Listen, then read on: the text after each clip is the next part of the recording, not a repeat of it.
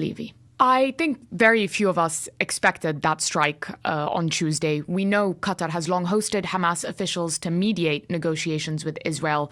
It's not as though Israel was unaware of this or only suddenly found out. So why did it conduct this strike now? Well, first, let's acknowledge that a few days prior to this strike, the Israeli chief of staff had said that Hamas leadership would be targets anywhere.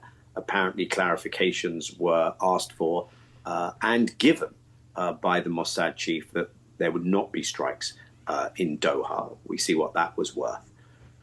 As you say, it's senior Israeli officials, the head of the Mossad, the minister responsible for negotiations now, the Israeli negotiating team have gone back and forward to Doha. Have often spent extended periods of time there.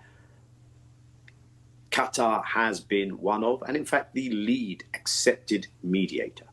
Israel has now conducted this strike on sovereign Qatari territory, and it has done so at this particular moment.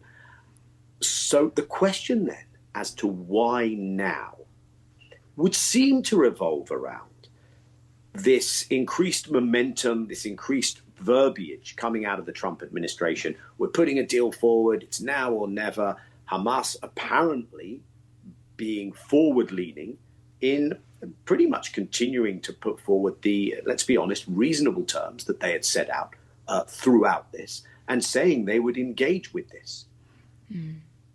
One could make the claim that Netanyahu would trying to advance the talks by increasing the pressure by conducting this kind of an operation. I don't think anyone buys that, not the Israeli public, not the hostage families, not anyone who's paying attention for the last 23 months. The more obvious claim would be this upends the talks, kills any prospect of progress. But I actually think that leaves open a very important question.